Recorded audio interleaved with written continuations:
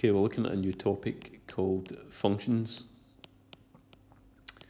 Now, functions is something that from an early stage in your maths career you're familiar with, even if you don't know it. A function is, let's take this down, a function is a mathematical operation.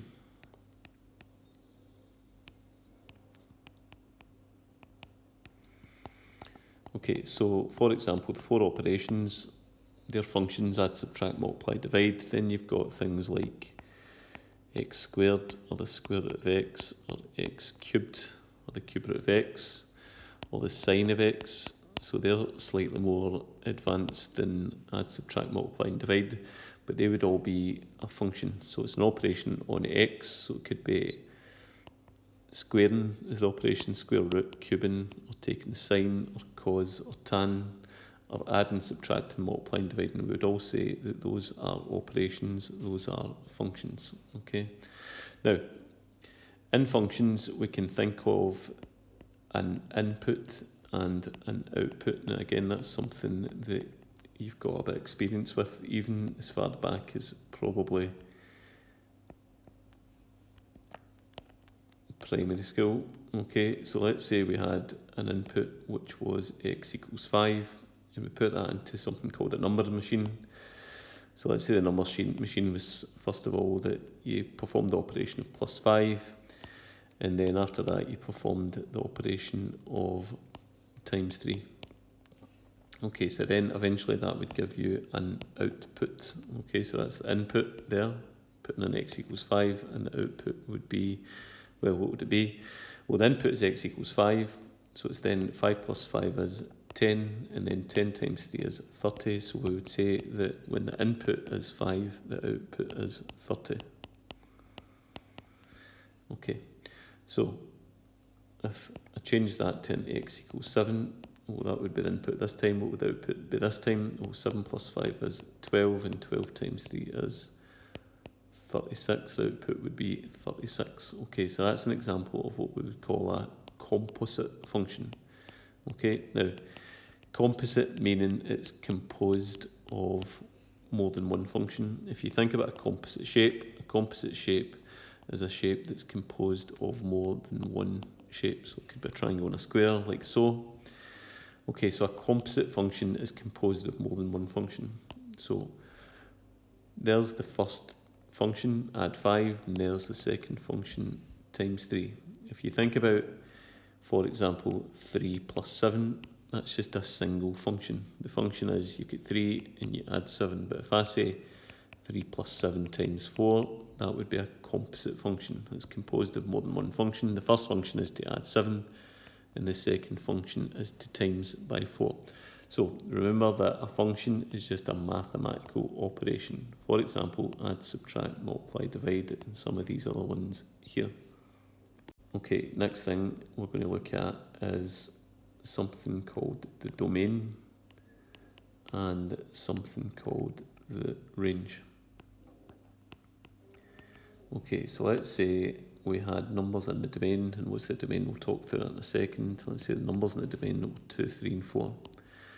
Let's say to get from this set to that set, let's say that the function is to multiply by 4. Okay, so each time we multiply by 4. So if we've got 2, we would multiply by 4 and get 8. That would be in the range.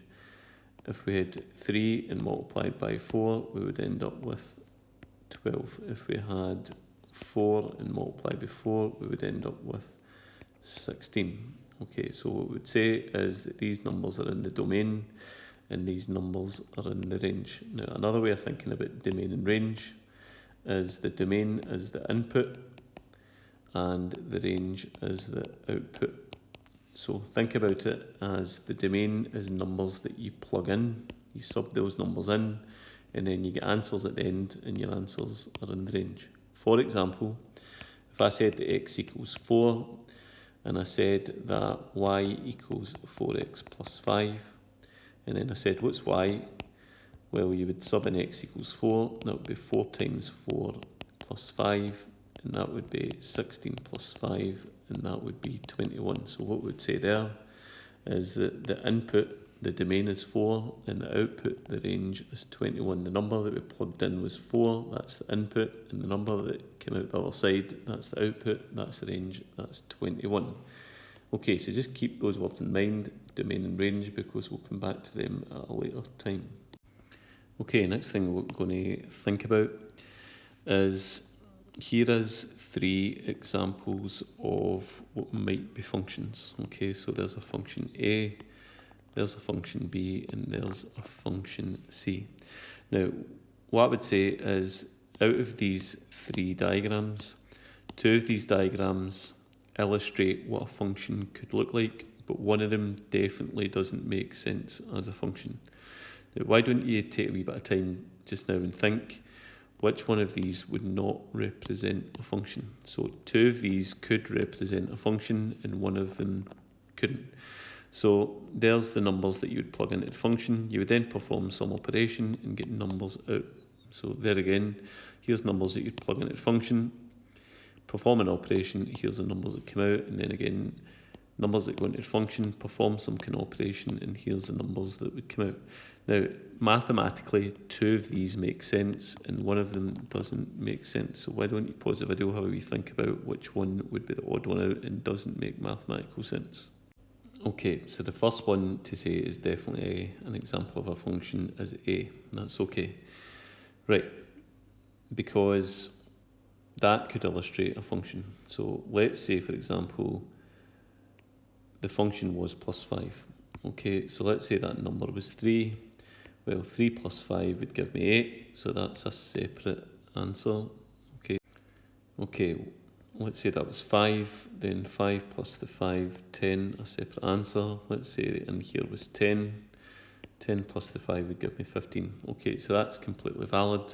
That could illustrate a function. Okay, let's now look at this one up here. Okay, so let's say the function this time is, well, let's just open it up and see what it might be. Okay, could this illustrate a function? Okay, so you've got this number, you perform an operation, and you get this number here. You've got a number here, you perform an operation, and you get a number here, and you've got this number again, you perform an operation, and you get this number here. Could that illustrate a function? Okay, now I would make the argument at this point that this does not illustrate a function. Right? It doesn't make any mathematical sense because of this bit here. Okay, if I've got a number and I perform any operation on it, then if I perform the operation on it, then how can I end up with 2 separate answers? Alright, so if there's 2 folk who've got the same operation and the same number and perform it correctly, how can we end up with 2 separate answers? That doesn't make sense. So you can't, for example, have 5 and then say, right, the function is to take away 3, then one person gets 2, and then one person gets something else. Okay, we would always have to end up with 2 there. So you can't start with the same number. You can't start with a number, perform the same operation, and get 2 different answers. It's like saying 5 plus 8 could have an answer of 13, but it could also have some other answer. Okay, it couldn't have some other answer, it would always have to be 13. So that doesn't illustrate diagrammatically a function, so that's definitely not an example of a function. Now, what about part C? Okay, so this one looks quite interesting. I would say that this one could illustrate a function. Now, let's have a think about why that is. Well, let's say, for example, this number here was -2, and this number was 2, and this number was 4. Now, let's say that the function is to square it. Okay, so the function up here was to add 5, but let's say the function this time is to square the number. Well, if I squared -2, -2 squared, -2 times -2 would give me 4. Now what if I squared 2? Well, if I squared 2, it would bring me back up to 4 again, so that would be fine. And what if I squared 4? Well, if I squared 4, I would get 16. So now what we've got is you can perform the same operation in 2 different numbers and get the same result. For example, minus 2 squared is 4, but 2 squared would also give me 4. Or if I changed it to minus 3 and 3, well, minus 3 squared would give me 9, but 3 squared would also bring me up to 9. So that's acceptable as a function. So that's definitely a function. The odd one out is this one here. That does not represent a function. Okay, so that's a wee bit of notation. Let's get into some of what this topic is really about. Let's take down a heading which is going to be composite functions. Okay, and take this down. A composite function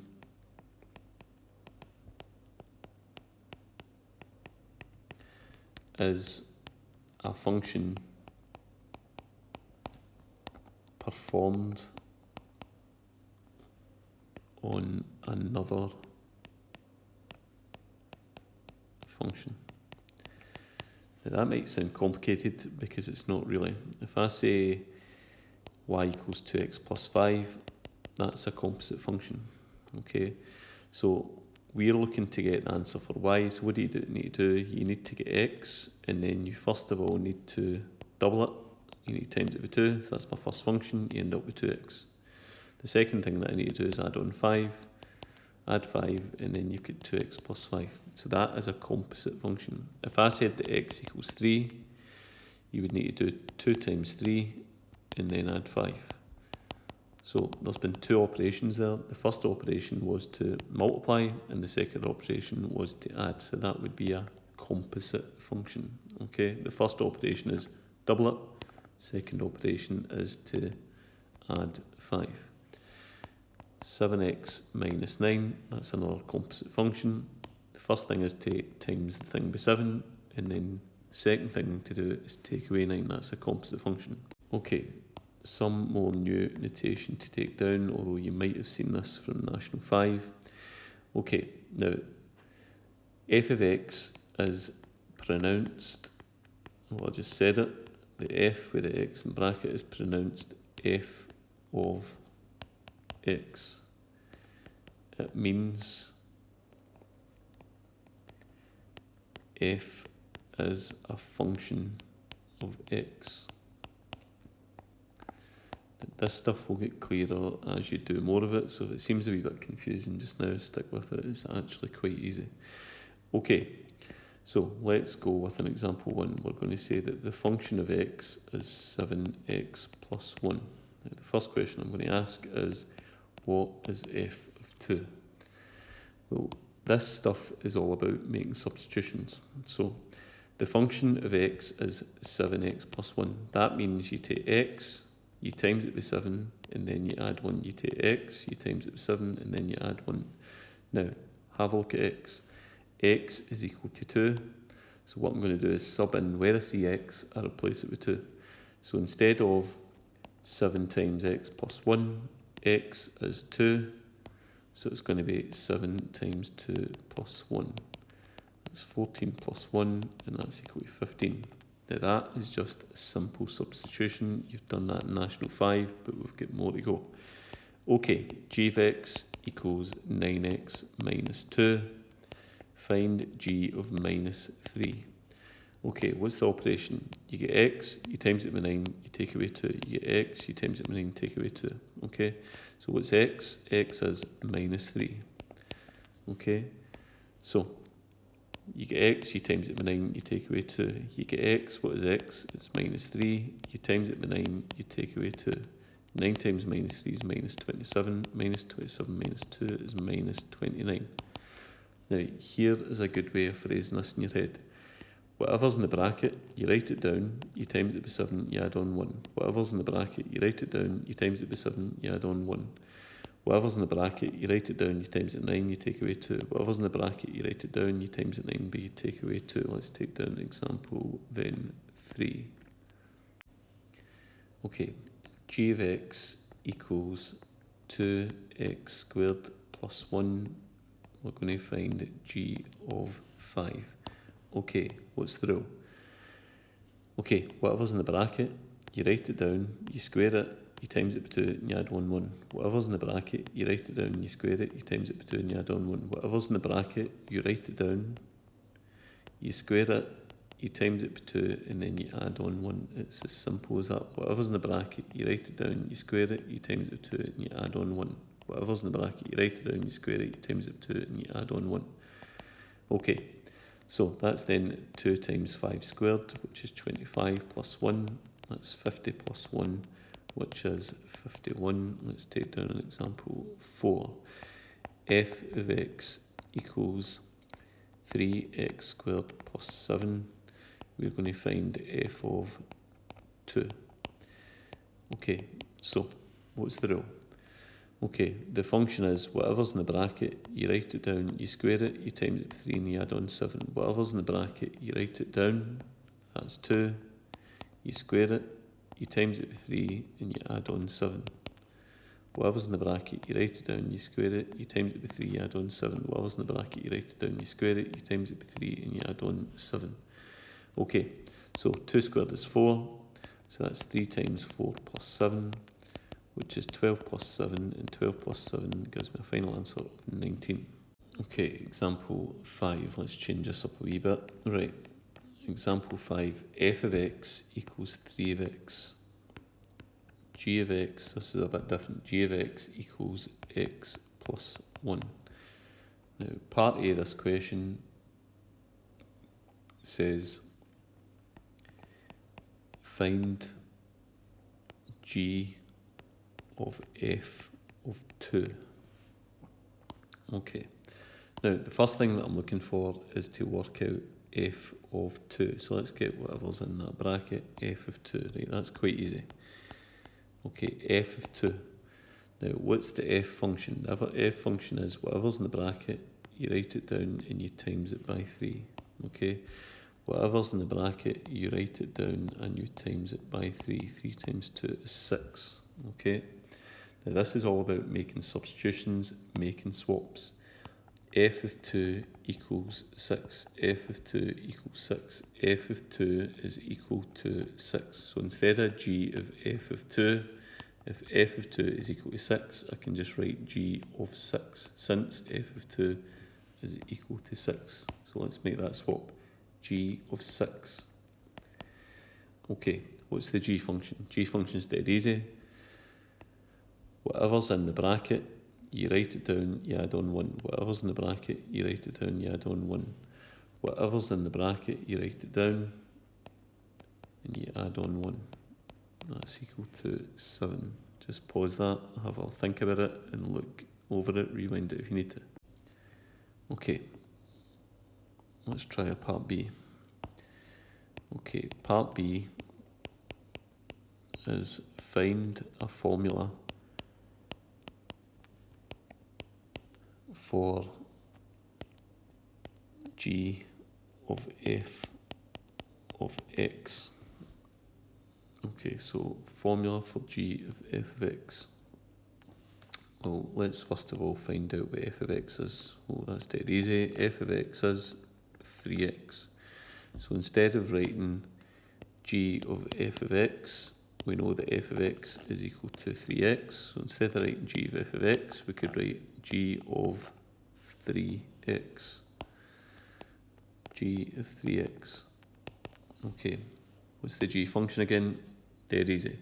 Whatever's in the bracket, write it down, add on 1. Whatever's in the bracket, write it down, add on 1. Whatever's in the bracket, write it down, add on 1. Final answer. Okay, example 6. Let's break this up into parts. Okay, so for example 6, we want to find f of g of x. Okay, part A. F of x equals x plus 3. G of x equals x squared. Okay, f of g of x. It's all about making swaps. G of x equals x squared. So instead of writing f of g of x, if g of x is equal to x squared, I can write f of x squared. Let's do that first of all. F of x squared. Go back up to your f function. Your f function is dead simple. Whatever's in the bracket, you write it down, you add on 3. Whatever's in the bracket, you write it down, you add on 3. Whatever's in the bracket, you write it down, and you add on 3. There's nothing more I can do with that. That's that one done. Okay, part B. Part B, we've got f of x equals x minus 1, and g of x is equal to 3x minus 2. Okay, so we want to find again every single time f of g of x. Okay, now this time g of x equals 3x minus 2. So instead of writing f of g of x, we can write f of 3x minus 2. It's all about making swaps. F of 3x minus 2. What's the f function? Go back up to f of x. Whatever's in the bracket, write it down, take away 1. Whatever's in the bracket, write it down, take away 1. Whatever's in the bracket, write it down, and take away 1. 3x minus 2 minus 1 is 3x minus 3. Let's try an example C. Example C.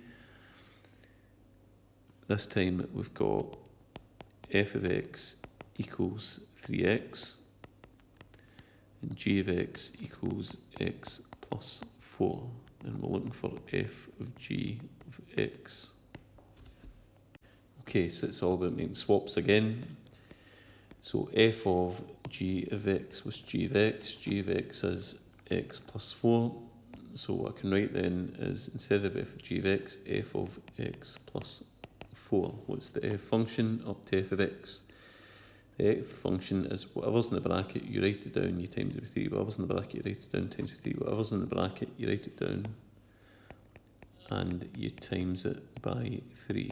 And let's just open that up then. That will be 3x plus 12, example D. Okay, example D. F of x equals sine of x. G of x equals 4x.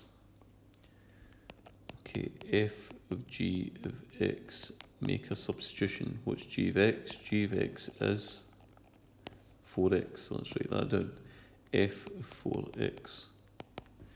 Okay, what's the f function? The f function is whatever's in the bracket, it's the sine of whatever's in the bracket. So whatever's in the bracket, you take the sine of whatever's in the bracket. Whatever is in the bracket, you take the sine of whatever's in the bracket. Okay, so what's in the bracket? 4x. So we take the sine of 4x. Final answer, example E. Okay, this time f of x equals 2x minus 3.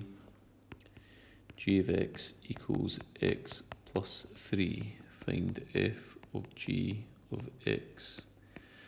Okay, g of x is equal to x plus 3. G of x equals x plus 3. Let's make the swap. F of x plus 3.